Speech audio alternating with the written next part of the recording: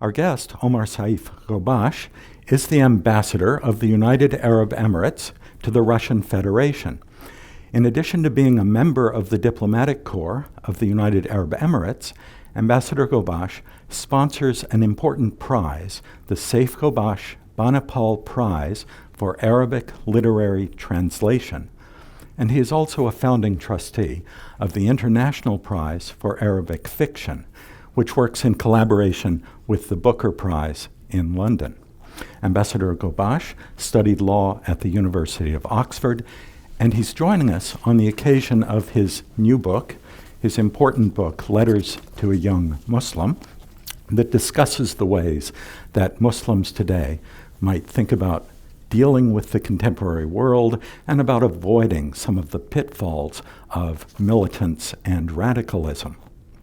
Ambassador Ghobash, there's a common view here in the United States that Muslims tend to favor blind devotion over reason, that reason somehow is not part of social life, it's not part of intellectual life, that the tendency among Muslims is to fall back on blind devotion of one way or the other. I think there's also a tendency in the United States to think that Muslims, on the whole, gravitate toward authoritarian politics, that there's no sense of popular participation, no way of thinking that democracy and the Islamic world are compatible with each other. Both of those two important questions are addressed in your book. You talk about those various questions dealing with the contemporary Islamic world, and I wonder if you could say something about each one of these 2 points. What role do you think that reason and critical thinking plays in the religion of Islam? Great. We were having such a friendly conversation in the green room, and you've thrown me in really at the deep end. The two very, very big subjects. Growing up in the Gulf, where we had a tremendous amount of change over the last 40 years, even more, 40, 45 years. For me, it was very interesting to see that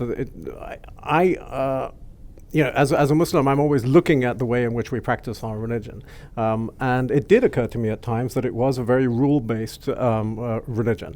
To the extent that when I meet Muslims from other parts of the Arab and Islamic world and they speak of the spirituality of Islam, it kind of surprises me, because at least when I was growing up, there wasn't very much spirituality to be discussed. It was all rule-making, rule observation, investigating which rules applied to in which situations, and then, of course, the most important thing, not following the rules yourself, but monitoring the behavior of other people around you and your best friends in particular. And it was always a great thing to sort of point at your friend, this is, when we were young, early teens, and sort of say, I don't think you're fasting. Surely you swallowed some of your saliva. And this is impermissible. And so we would condemn each other, and this was a lot of fun. But after a while I began to think that surely there must be some more to this. And I think part of it is that part of the problem relates to our local culture. In the Gulf states, in the kind of the Arabian Peninsula, there was never really enough wealth to start sort of getting romantic and philosophical and spiritual about things. It really was hand to mouth and quite a tough existence. When we speak to our elders, they will tell us that we are completely spoiled. We live in a world full of sort of consumer products, tremendous amounts of wealth. Maybe not personally, but I mean our societies were very wealthy in comparison to the way they used to be. And so I think there's a kind of a conflict there between the old, very traditional rule-based approach, and now the desire to have something a little deeper. I'm not sure if that answers your question, but it's my attempt. The other thing you were asking about democracy. First, though, I wonder if we can pursue this business about critical thought and religion just a little bit. You assert in your book that one of the crucial elements of human existence is the fact that the world often entails gray areas, that things are usually not black or white, and that one of the things that sometimes happens in the Muslim world is that decisions are made on the basis of something being all good or all bad, but that in fact an opening should be left for gray areas. Well, yeah. One of the things I try to avoid in the book was sounding like I was coming up with platitudes, and what I tried to do is to relate it to some of the ways in which we hear traditional clerics and scholars of Islam and imams talking about the world as though there were clear moral answers to every single situation. And from what I discovered, there are competing kind of moral claims on us, and it's not always so straightforward. And I wanted to see that kind of being expressed in the Arabic language and in the community that I was a part of. And one of the key issues that I found was very difficult was this overlay of very clear moral categories and rules that would include or exclude you. And then the fact that my mother was Russian and still is Russian. And this somehow caused a problem for many of the people who I regarded as very close friends and almost partners in faith. They accepted me, they rejected my mother, and they insisted that I also reject my mother. And I thought, there are so many different ways in which the mother is exalted in Islam, and yet here were my close friends telling me that I had to distance myself from a Russian mother. And so that was an immediate gray area that came up. The other thing was, the whole set of assumptions that we look at each other and we say, okay, well, this person is a homogenous kind of ethnic character, therefore his Islam must be clear and perfect, whereas this one is half Arab, half something else. We have to doubt, especially if his mother is Russian. She may have given him the wrong ideas. The foundations aren't completely there, and therefore we have to always put a large question mark over this person. And I think, when I was growing up, it was a very homogeneous society, and it was difficult to kind of find myself in it, to identify with it entirely, even though I did try. And so I took time out and I went away to the UK where multiculturalism was alive and well, and you could disappear into your own studies and not worry about things. But now that I come back to the Arab world, and in particular the Gulf, now I see that actually multiculturalism is alive and well, or it's being tested in our own communities. We have in the Emirates we have 90% of the population that are foreign, and so we are being forced to interact with the outsider in a way that is different from simply having a relative who is a foreigner. We now depend on the outsider. Our economy depends on the fact that there are so many people who are coming in, either working in our economy or contributing by visiting as tourists. And so it forces us to rethink our relationship to non-Muslims and non-Arabs. I think that is my attempt to answer that question. And in your book, Letters to a Young Muslim, a book that's written in the form of letters to your son, some advice, some general wisdom that you might give to a young person, you point out the importance of tolerance, the role that tolerance plays, not only in society, but in thinking about life, thinking about important questions. Yeah, the word tolerance came to me, but I actually think, I meant much more, but it's a big ask of people to do more than tolerate. But I did think that my particular example of being ethnically half Arab and half European or half Russian was a primary example why I was personally invested in the idea of tolerance. I'd been chased by ethnically pure young men and spat at and beaten. But I accept all of that in a certain context. So we were teenagers. It was all in the spirit of fun, I suppose. But once you're an adult, you think to yourself, okay, why is it that certain people are targeted? Because they don't fulfill this kind of ethnic or religious standard. And then I realized that actually most of us were marginal and most of us didn't fulfill this ethnic or religious standard. And in fact, that there's only a very, very small group of people in each of these societies who holds up the standard that then tells everybody else you're not quite good enough. And I thought actually that there's some way in which we can maybe reverse it, at least in my own psychology, to reverse that and say the majority of us are different in some way. And in fact, we are the ones who set the standard in our diversity. And it's the guy, and usually it is a male, who insists on ethnic and religious purity, who has got the wrong end of the stick. And so I thought that this was some way in which we can maybe make an argument from within as to why we should be tolerant. It is a tricky problem, though, isn't it, when we think about religion, because religion at least claims to be wrestling with truth, and the notion of being tolerant about truth or not truth seems trickier than being tolerant about haircuts or tolerant about kinds of music. Yeah, absolutely. That's a tough one. How would you solve it? How would I solve it? Well, I think you've pointed to an important problem. Plato, you remember, all the way back, talks about justice being a social relationship, being about rather than some individual. So I wonder if tolerance, as you say, tolerance in the United Arab Emirates, tolerance in a community might be the way to think about these things, every bit as much as tolerance among individuals. Yeah, and he also said stuff about truth as well. And in a way, this whole idea of touching on the idea of true Islam, which is often thrown around by Western and Islamic leaders, the idea that there is some kind of disembodied abstract notion of Islam that exists somewhere out there, and if only we had the right kind of understanding, we would be able to achieve it. I think actually that if not a dangerous idea, it is an idea that is quite tricky, and I think that you're right that the another approach is to say that actually in this case Islam as an abstract idea only means something in the context of a community, and it's only through community that we actually begin to understand what it means to practice Islam. And I think that the idea of some kind of abstract truth is what causes all of these political problems and social problems, that somebody thinks, I have attained the truth, and therefore I have some kind of right to now dictate to all the others. And I think that's why we were talking about a little earlier on about the idea of a loyal opposition within in the political sphere.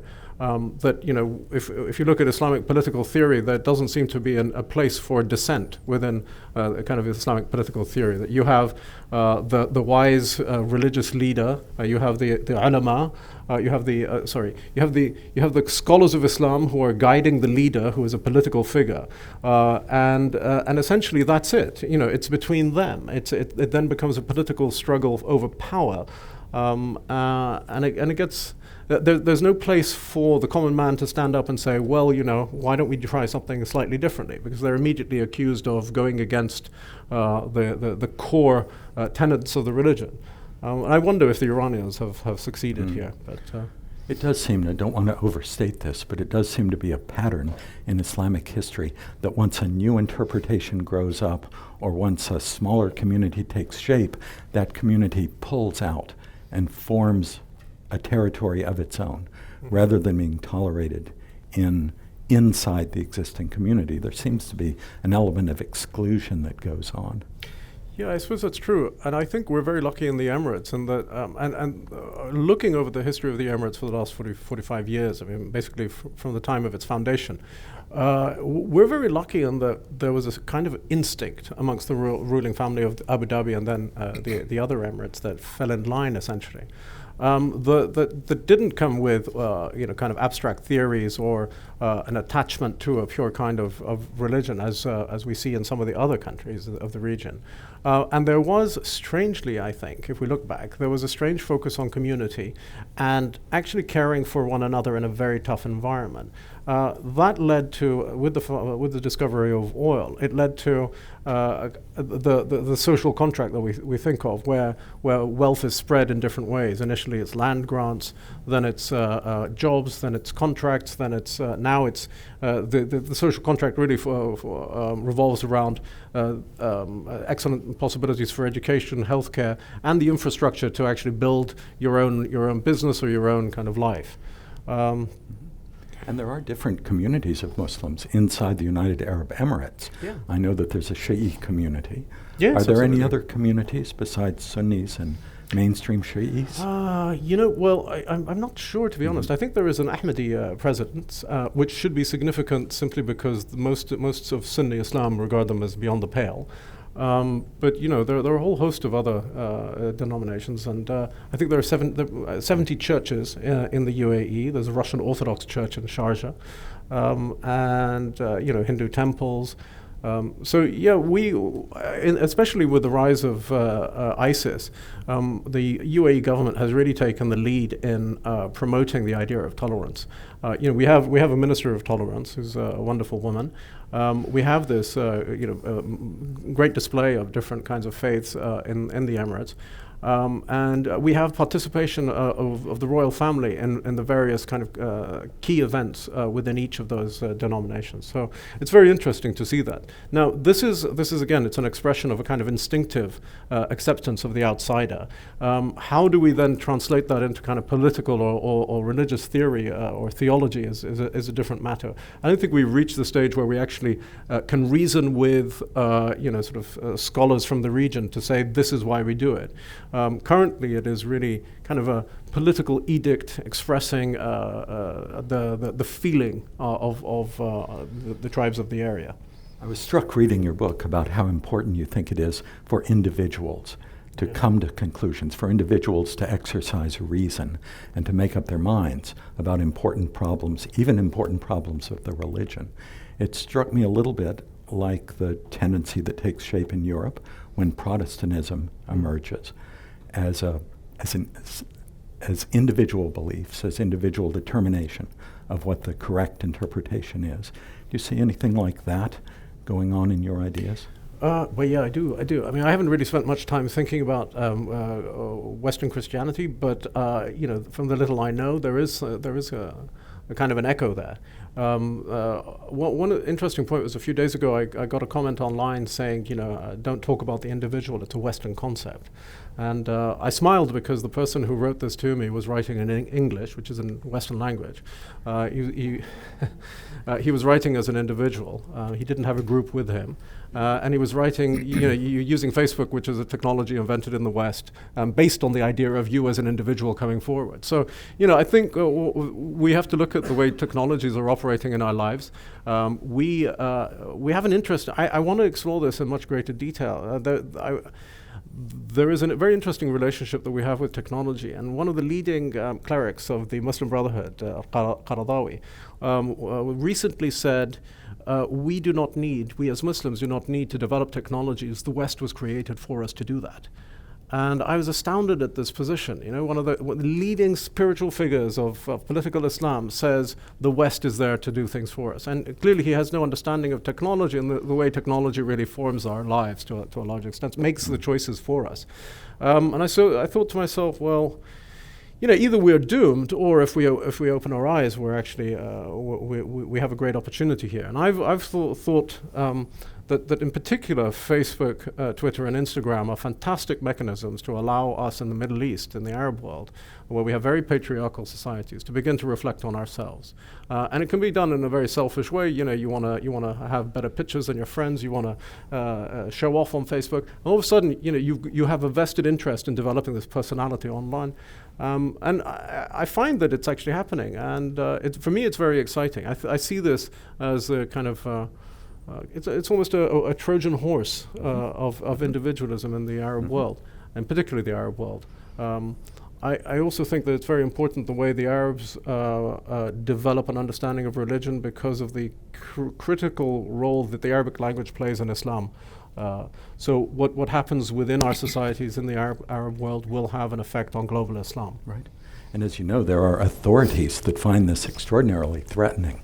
There are authorities that think that with the new technology and with internet and with different scholars being able to issue edicts in different parts of the world, some of those edicts may conflict with each other. Some of those edicts may be politically unacceptable. Authorities like the Al-Azhar University in Cairo or like the Council of Senior Scholars in Saudi Arabia have started to claim that we need to crack down on all of these individual interpretations that are floating around the internet. Yeah, well, I find it interesting. I mean, that's a kind of a regressive move, which is not going to, I doubt that it'll succeed. It doesn't make sense. I think they should really ride the wave of the breakdown of authority and try to establish something that doesn't rely on kind of authoritarian religious rulings. I think that there's a tremendous chance for more progressive clerics to engage with their audiences, as some of the more extreme clerics are engaging with their audiences and feeding them the kinds of things they want to hear. But I think that there is a silent majority of Muslims who are interested in a more productive approach to the world, who are not are not hearing the correct or appropriate messages from their religious leadership. And I think that there is a set of Muslims who are more interested in a values-based approach to life as opposed to a rules and regulations approach to life, and they are not being served. So if I would be really pleased to hear of clerics who, instead of responding to every single in many cases ridiculous requests for a fatwa, that they would actually turn around and say, this is clearly not the realm of religion. This is not of interest to Allah or the Muslim nation. Just decide for yourself. But actually, the clerics, to a large extent, spend their time delving into every tiny little issue, partly because it satisfies their, I think, sense of power and relevance. This is the World Affairs Council of Northern California. I know people are interested in political things, and I did mention the comments that you make in your book, Letters to a Young Muslim, about the prospects for democracy in Islam and democracy in the Islamic world. And I wonder, sometimes scholars of the region claim that in Islam there is no distinction between religion and public life. There's no distinction between the role of government and the role of religious authority.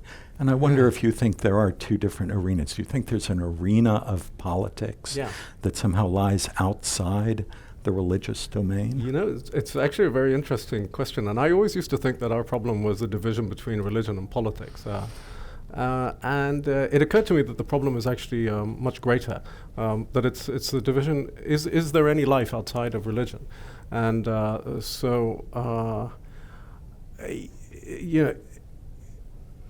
if you look at the constitution of certain Islamic states, they will say that Islam is everything now.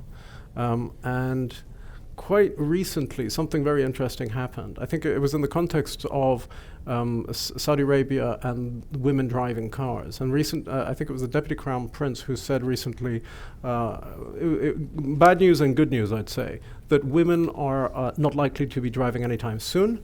However, the reason is not religion, but culture.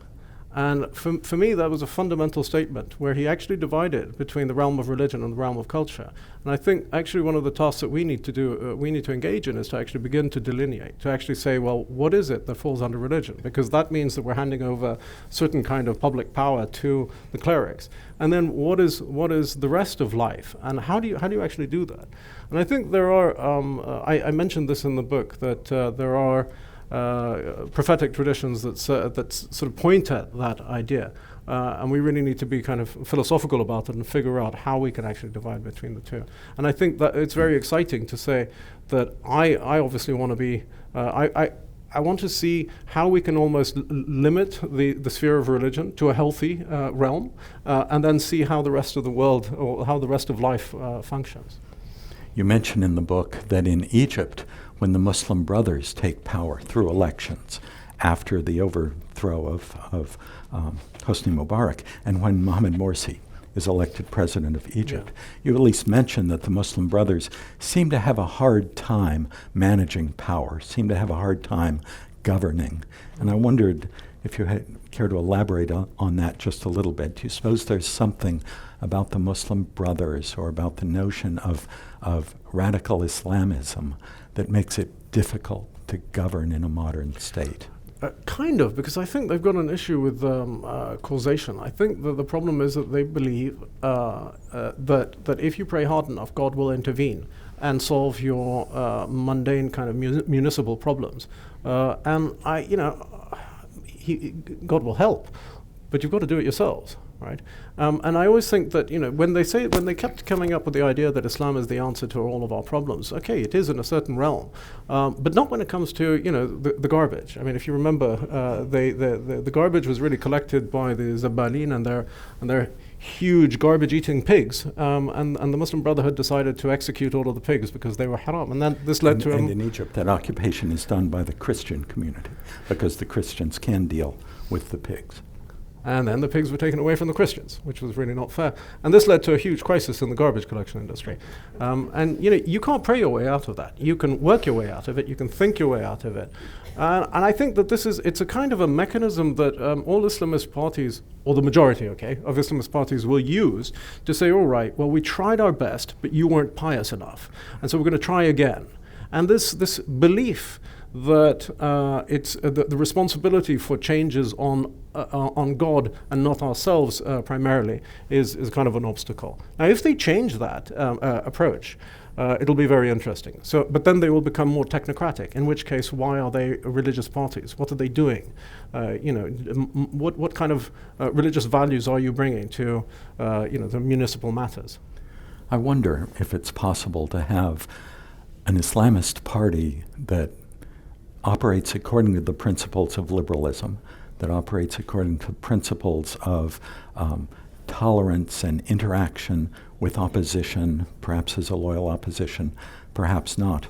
Leonard Binder at UCLA wrote an important book called Islamic Liberalism, in which he claims this is possible. Mm-hmm. Could you imagine Islamic liberalism? Well, I'm not, I can imagine it, but I can't figure out the details. I think it's difficult to figure out the details.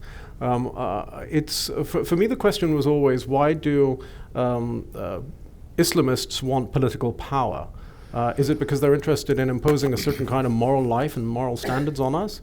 Or is it because they're interested in getting people to get jobs and work and develop? And so for me, it was always a puzzle. And my instinctive feeling is that they're actually much more interested in governing our moral lives. And because there's only a limit to how much you can do there, it requires more and more repression and higher standards and more accusations of, a lack of faith. Yeah. So in that sense, I'm very puzzled by why Islamists want political power, other than, for the pleasure of power. We've noticed certain liberal democracies in the region turning increasingly to Islamic authoritarianism. And in Egypt, when the Muslim Brothers take shape in the late 1920s, they largely take shape as an opposition movement to a liberal regime, so as an alternative to liberalism. So the notion of Muslim Brothers and liberalism sits uneasily together. Yeah. But I'd be willing to argue that in Syria, in the late 1990s, up in the early 2000s, the Muslim Brothers go quite a long way in the direction of being a liberal party, organizing for elections, tolerating free speech, and so on. Yeah. Again, I'm not entirely convinced that is because they believe it. I'm worried that. As in other cases in the broader Middle East, that these are all mechanisms that Islamists use to attain power and then impose the truth. And again, I think it's less loyalty to the individual Muslim member of their community, and more loyalty to some kind of corporate Islam that needs to be defended from all outsiders and all threats. And the more attention that we kind of give to this disembodied Islam and the threats that it faces, I think the greater the problems that we will face. I mean, I personally don't think that Islam is under attack globally. A lot of people will talk as though it were. And I think that what happens is that when we have this disembodied idea of Islam, we have a bunch of people trying to chase after it and control the narrative for the rest of the Muslim world, thereby then saying, okay, well, Muslims need to do X, Y, and Z in order to defend the name and the reputation of Islam globally. And we need to fight the West, and we need to fight Russia, and we need to fight China. And for me, none of that makes sense. I think it's a distraction from the actual problems that we Muslims face in our own societies. Richard Bullitt at Columbia University has written an important book whose title escapes me right at the moment, arguing that Islam and Christianity are very closely related to each other, share many values, share many kinds of orientations, and that therefore Islam and Christianity are certainly both Western religions as opposed to other religions around the world. Do you suppose that there are elements of what you're talking about in Letters to a Young Muslim that you saw when you were in Britain that you think permeate Christian society as well? I was quoted actually on Abu Dhabi TV a few days ago saying that there is no contradiction, or there's no contradiction between Islamic values and Western values. I actually, I'm a universalist, and I actually believe in moral progress. I think some people, a large number of kind of traditional scholars, are caught up in a particular worldview that the world stopped developing morally in the 7th century. So what they try to do is to pull us back to the 7th century in every possible aspect of life. If they were to be consistent about that approach, then they would give up on their Twitter feed, and they would give up on their computers and their Mercedes, and they would give up on sort of financial power achieved through Islamic banking, for example. So I think very recently one of the top scholars in Egypt said, what we need to do is not live the religion of the 7th century, but the values of the 7th century and the values of the Prophet. And the values of the Prophet were one of moral progress at his time. He didn't live for 1,000 years. He lived approximately 60 years. And in those 60 years, there was a certain moral trajectory. And that's the way I think we should be looking at things. To say that women's rights stopped with the death of the Prophet is, I think, an unfair way of cherishing his project. Now, if you think about the position of women before the message and before the Prophet actually intervened, it was an awful position in comparison with what we see today in terms of rights. But that doesn't mean that we can't go further. And I think this is not something that I'm declaring as the absolute truth. I'm saying that we should actually just consider it, and we should think about how we can think of our moral lives as moral progress as opposed to moral perfection stuck in the 7th century. I'm enjoying our conversation very much, Thank you. Ambassador Ghobash, but we have audience members. Perfect. And one of the audience members picks up on the comments that you made about tolerance. You made the important point that very often we talk about tolerance, but tolerance may simply be a baseline. Yep. There may be more that's required for intellectual life. There may be more that's required for democracy than simply tolerance. Could you say a few more words about what you mean by tolerance, or what, in addition to tolerance, might be important to tell a young Muslim or a young person of any faith? To be honest, I think tolerance is an extremely low standard, given simply our self-interest, our interdependence. The fact that so much of what, at least in the Arab world, we live off the Western products.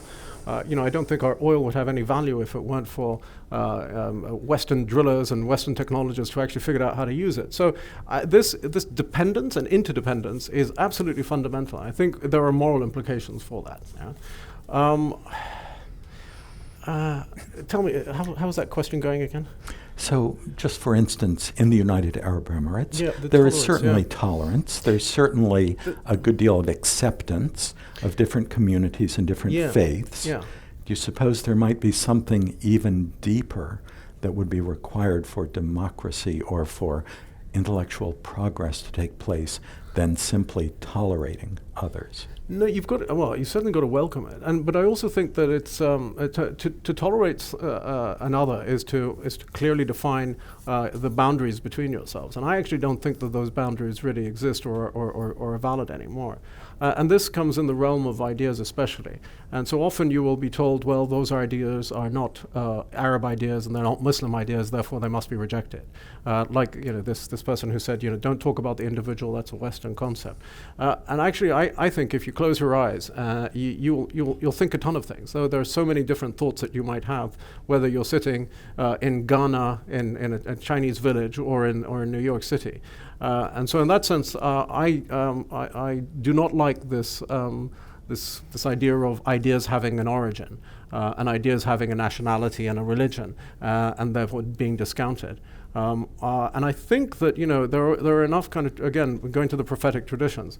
The Prophet said, for example, seek knowledge even if you need to go to China, meaning a tremendous distance far away from your home. He didn't say seek war even if you have to go to China. He said seek knowledge. And so, in that sense, the idea of knowledge and the idea of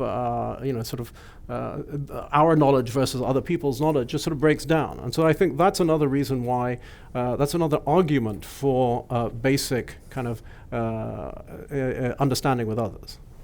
In the United Arab Emirates, I know the government is sponsoring a wide range of universities, a wide range of institutes, an effort to try to cultivate intellectual interaction between, let's call it Western scholarship, and let's call it local scholars. Yeah. What kind of product do you see coming out of that interaction? Well, I think one of the key institutes that we set up is the New York University branch. And I was personally involved in that, and I remember being very deeply affected by the events of September 11th. And one of the things that I wanted to do was to see a meeting of minds, a kind of intellectual interchange or an exchange between Manhattan in particular. There was some pushback. I remember getting a letter from an Islamist group denouncing the idea of bringing Western universities to us, to the Middle East. And I thought to myself, again, here's where you can be very particular about things and say, this is kind of intellectual imperialism.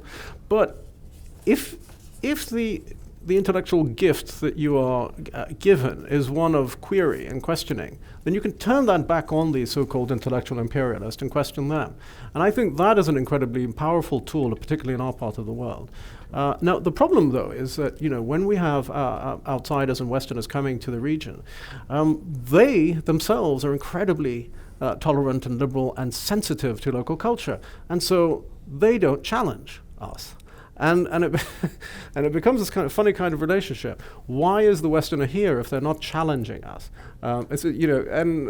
We get caught up in this kind of strange dynamic where we're waiting to be challenged. Our kids are waiting to be challenged, but they're not being challenged because of sensitivities. So, one of our audience members points out that it's often said that Middle Eastern conflicts and Middle Eastern problems result from the active involvement of foreigners. That Western powers come in, outsiders come in, and contribute to the polarization of the region, and even contribute to the radicalization of the region. Do you suppose that many of the conflicts grow out of the intervention of outsiders? I think, it's a credit to our warring factions that we managed to not only entertain the world, but bring in every single non-interested party. And Syria is a perfect example of that. What starts off as Arab killing Arab, unfortunately, turns out into a great superpower rivalry between the US and Russia, alongside regional powers as well. And one of the really shocking things is that what starts out as an Arab-Arab conflict, which should be solved at the Arab level, ends up being solved by non-Arabs. So who are the key players in the Middle East? The Israelis, the Turks, the Iranis, the Russians, and the Americans. And we find ourselves in the Arab world saying, well, when are we going to sit at the table? Well, it's your table. Remarkable. So I think the responsibility lies with us. I think that, other countries do get involved, but it's really because of some astoundingly good lobbying that we all engage in. The Russians are certainly active in the region at the moment. They're active not only in Syria, but active in the Gulf as well. As ambassador to Russia, do you see an important role that Russia is playing in the region at the moment? Russia's not particularly actively engaged with the Gulf itself, but yeah, as you know, it's very closely engaged with what's going on in Syria. It's a difficult question. On the I suppose to the credit of Russia, Russia did not intervene directly in Syria with forces until 4 years into the crisis. And in a sense, from what I read in my interactions with the Russians, the reason that they intervened was a fear of Islamic radicalism, and the number of sort of Muslims from the Caucasus regions who are actively engaged in ISIS and who are actually leading some of the battalions that ISIS has, I think is a cause for concern. But the other thing is, I suppose, was the unfortunate kind of abdication of abdication of responsibility, but a rejection of involvement from the United States. The perception was that the United States was ready to allow the situation to sort of boil, to continue on a low flame for however long it was necessary, neither supporting the Free Syrian Army enough to defeat the regime, but continuing to support it. So, difficult situation. Whatever, I suppose, ends the crisis should be welcomed. But the terms on which it's going to be ended is going to be very, very carefully figured out, because if the situation is not ended with all of the parties, including the Gulf states, involved, then it will set the seeds for further conflict, especially if it allows Iran to continue its subversion of the region. The conference in Astana was supposed to begin today, I believe, the conference involving Russia and Iran and the major stakeholders in the Syrian Turkey conflict. as well, yeah. But the militant Islamists were not invited along, so they were excluded from this peace process. Do you suppose that's a wise move to exclude the militants? I think the militant Islamists are Jabhat al-Nusra, which is a branch of Al-Qaeda, send the invitation if you wish, and ISIS, which I think is currently otherwise occupied. So, But as a diplomat, can you imagine a peace conference that does not include all the parties involved to the conflict? Well, yes, I can imagine it, especially if you discount these groups as really being parties to it. I mean, they receive funding from somewhere. If you can cut off that funding, they disappear as real parties to the conflict. The way I see it, at least, is that they were very much proxies for other entities. One of the members of the audience asks whether the Islamic State counts as a kind of consequence or manifestation of the success of political Islam, or whether the Islamic State should be seen as part of the failure of political Islam. Gosh. I suppose maybe we can sort of combine that and say that it is the successful failure of political Islam, because it certainly succeeded, but nobody really wants it to continue to succeed. And it scares the hell out of everybody, in the sense that it's such a nihilistic, dead-end kind of political model. It's very strange, a very, very strange political model. What does it want? Can you tell me? Well, what we see in Tunis, for instance, what we see in Tunisia after the uprising is that an Islamist party gets elected into parliament, takes over the government, and then tries to run the country for a while, but gets assailed from all sides. Gets assailed from a militant direction as well as from a secularist direction. I suppose that would always happen if an Islamist party took over. Well, can I say, the other thing that was interesting about what happened in Tunisia is that the Ennahda party decided that they were going to separate politics from religion. And I remember finding this absolutely fascinating. And I looked at what the head of the Ennahda party said, and he basically said, I have decided that we are going to separate politics from religion. It's an edict. It's an authoritarian style of dealing with a particular position. It taught us nothing. It showed us nothing. It didn't give us any indication as to why. It's not a model or a precedent that can be followed for any reason other than expediency. And so I think, again, political Islam, whether it's what we see in Turkey or what we see in Tunisia, is not being faithful, I'd say, to the possibilities of political Islam. They're just, can you tell me that I should be happy that they split the political from the religious, when they gave no reason for why or how other parties might be able to follow that? There's no religious logic behind it or underneath it. One of the audience members reminds us that we've had an election in the United States, and in the election in the United States, Islam didn't come off very well. There were many things that were said about Islam. There were many negative stereotypes about the religion. Wonder if you have any advice for us at all about how to combat some of those stereotypes, about where to begin to engage with people who have such a negative image of the religion. Well, I mean, this has been kind of percolating for quite a long time, I'd say. From the late 1990s, of course, September 11th had a major effect And then I suppose the rise of ISIS and terrorist incidents across Europe and even in the US. What I think, and of course as a non-US citizen, it's easy for me to give advice to my fellow Muslims in the US. But what I would say is that I think the Jewish community also didn't come off so well.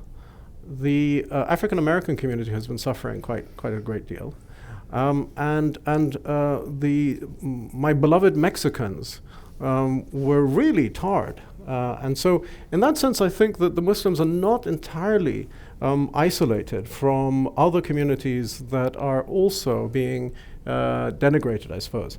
And I would say to the Muslim community in the US that this is the time, and I've seen it happening actually in the last few days, this is the time to actually demonstrate integration with the US society, and to get involved in not fighting simply for sort of Muslim recognition and Muslim rights and the protection of the Muslim community, but actually to start thinking in terms of Islam as a religion of universal justice, and being interested in what is happening to the Mexican, what is happening to women, and what is happening to the Jewish community as well as the African Americans. So I actually think that there is a very, from my understanding and my reading of American history, there's a great tradition of engagement in these issues.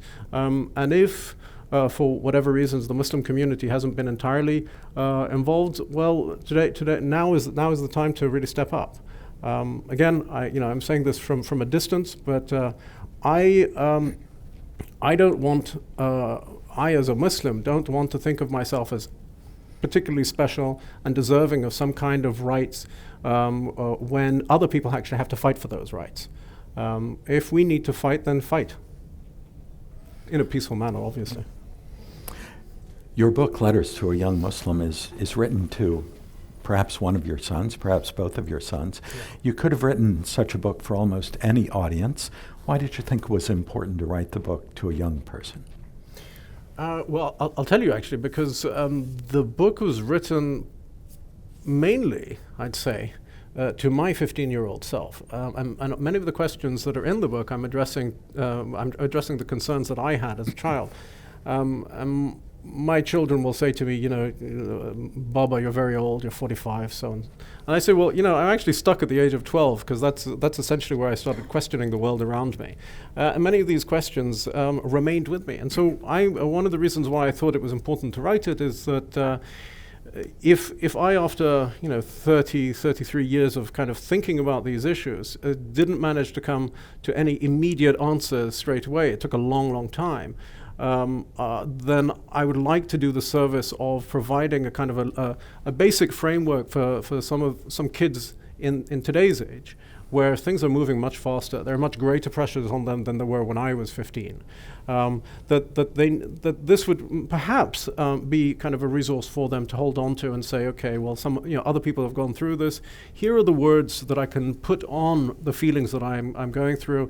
Here are some labels for some of the issues that I face. And here's a kind of analysis that may help.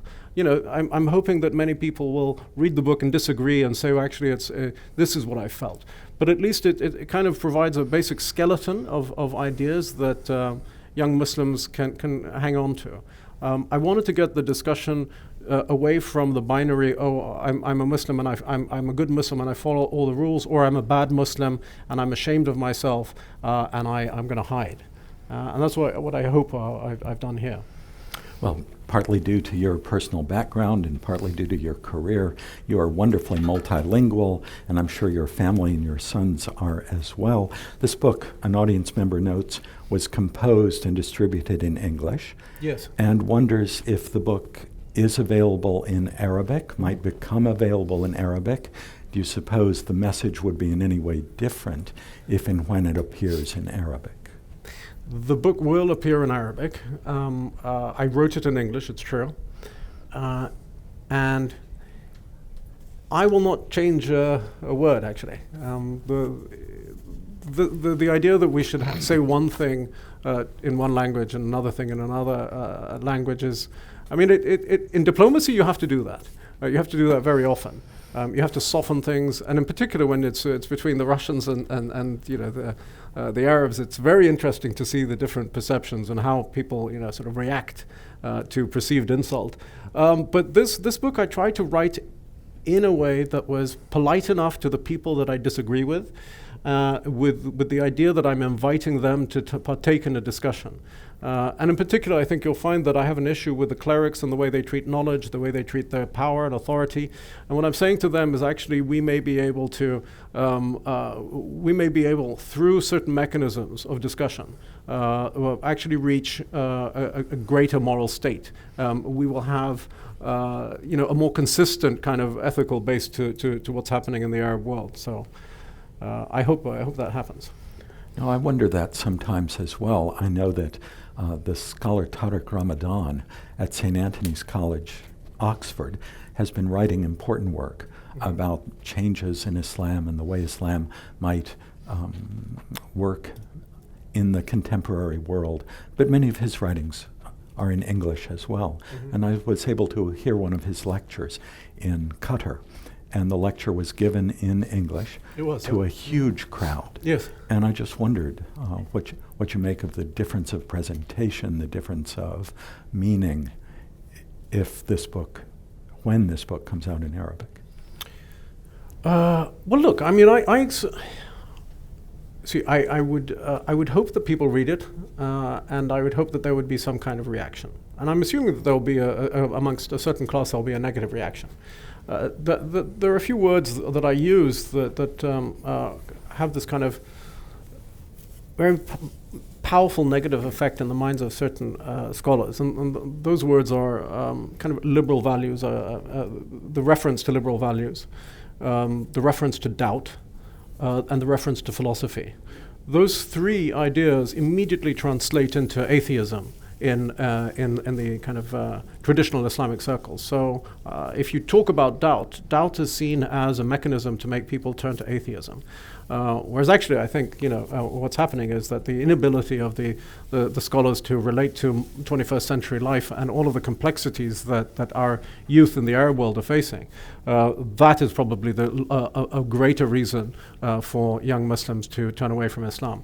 And I think actually, unfortunately, that's what's happening, is that there is this kind of binary, good Muslim, bad Muslim, in or out. And I was speaking to a very well-known scholar of Islam who also has a research institute, and he had done research on growing atheism in Egypt after Morsi's performance in the presidency. And that's something that we need to also investigate. What is it that's causing people to leave Islam? I mean, actually, we might find that those people have something very interesting to tell us about where the traditional scholars are failing us. Do you suppose that there's any part, a questioner asks, is there any part that non-Muslims could play in combating the militants and the extremist interpretations of Islam? Do you suppose this is a problem, a contest inside Islam, or is there something that could come from outside? I always look to my own responsibility and the responsibility of the communities that I belong to.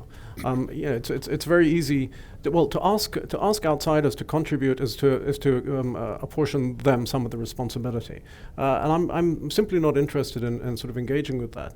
I'm much more interested in, if I have a certain amount of energy, of speaking to my own community and thinking about the ways in which we can improve ourselves. Thanks for the offer, but I think we should do this ourselves for the most part. A high school student in the audience is interested in studying world politics and becoming a diplomat. Yes. Do you have any advice for someone who wants to be the kind of diplomatic representative that you've been able to be? I became a diplomat accidentally, against my will. And I do many things against kind of the tradition of the diplomacy. So if you want to be a diplomat with an interesting life and some moderate success, represent a small country and don't follow the rules. I think that's probably the best advice I can give. But do you suppose, so we are in a moment when information can be transferred around the world in an instance, Yeah. do you suppose diplomats still play an important role? I will ask you to defend your income yes. at this point. Absolutely, because if you've noticed in the last few days, we've discovered that false information can be transferred across the world and instantaneously too. So yeah, sometimes the individual diplomat working on the ground, actually speaking to the person who is being described in the world press, it does have an effect. Yeah. In Russia, in particular, do you find that Russia seems to be well aware of what's going on in the rest of the world, or do you find Russia going off on its own trajectory? It's you'd be surprised how well informed they are. They have a remarkably deep understanding of the way capitalism operates as well. And I think that must have something to do with their materialist upbringing, back to the Soviet Union. Now that they've sort of removed ideology, they can see things for how they, for what they are. They're exceptionally well informed, and you may not like this, but I actually think they're remarkably restrained in their reactions. And I remember asking one of the top Russians, how do you deal with all of this criticism that's coming at you from the Western press? And he said, but this has been happening for 200 years. We know that this is the function we play in global politics. So I'm like, great, you got thick skin. Yeah. But the United Arab Emirates, you were modest in your description of your own country. The United Arab Emirates has resources to use, has influence to use in world affairs. What role do you think the United Arab Emirates can play in the contemporary Well, world? I think in the Middle East, I think there are a few countries, and the UAE, United Arab Emirates, is one of them, that is an example of what you can do with the basic components of Arab and Islamic societies, which is, we have the traditional kind of rhetoric of Islam. We have natural resources. We have, desert, countryside, and we have tribes. And yet we've managed to do something quite wonderful with our set of factors. And we expect that, we look at a country like Libya and we think you had exactly the same kind of components, and you could have built a society that actually was a little more coherent. And so what we try to do is we try to demonstrate by example, or lead by example. And we would hope that some of what we do is kind of taken up by some of our Arab neighbors.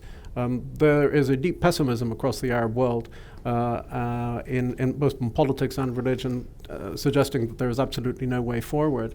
The Emirates and some of our neighboring states as well have demonstrated that there is a way in which Arab societies can govern themselves productively and with a certain amount of justice. And it's all a work in progress. The country is still very young. But in a sense, that's no excuse. We have access to all of the best information and kind of technologies in the world. By technology, I mean very broadly political technologies, as well as kind of social programs that we could use, and we are trying to implement them. Your neighbor, Saudi Arabia, has exercised some of its influence in world politics through religious means, by spreading education, by spreading preaching, by opening up the pilgrimage to different countries around the world. Does the Emirates exercise a blend of religion and diplomacy as it exercises influence in world affairs? No, I don't think so. I mean, Saudi Arabia has a particular responsibility, being the origin of Islam and being the protector of the two holy shrines. So in that sense, Saudi Arabia has a completely different set of obligations. The Emirates, I think what we're trying to do is we're trying to project a certain kind of,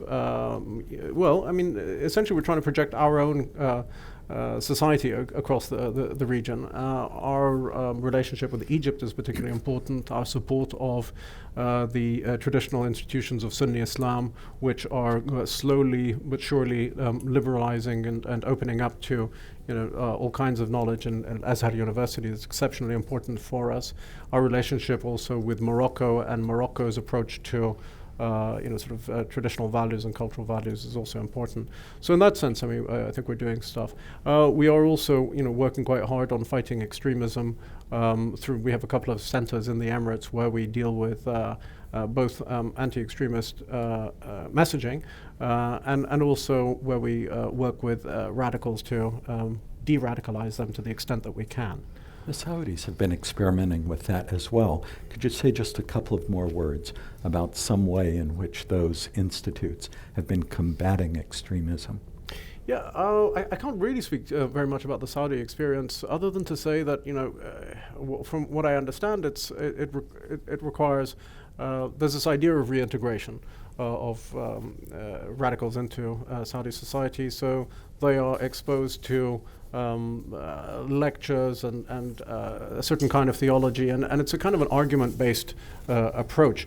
I think, again, these are all experiments. Nobody has figured out how to de-radicalize people, so it's very difficult. Hopefully what they'll do is they'll gather experience and be able to spread some of that knowledge. I personally, you know, think that the idea of it's so difficult to bring somebody back after they've experienced, you know, the rush of the adrenaline of being, you know, sort of God's warrior. And I think that, you know, maybe if we introduced a few more disciplines into the analysis, so if we thought of radicalization in the same way that we think of addictions, sort of drugs and gambling and alcohol, then maybe we might be able to see how to moderate some of that. Thank you very much. Thank Our you. guest has been Ambassador Omar Saif Ghobash, the Ambassador of the United Arab Emirates to Russia. We're delighted that you joined us this evening. Thanks very much. Thank you. Thank you very much.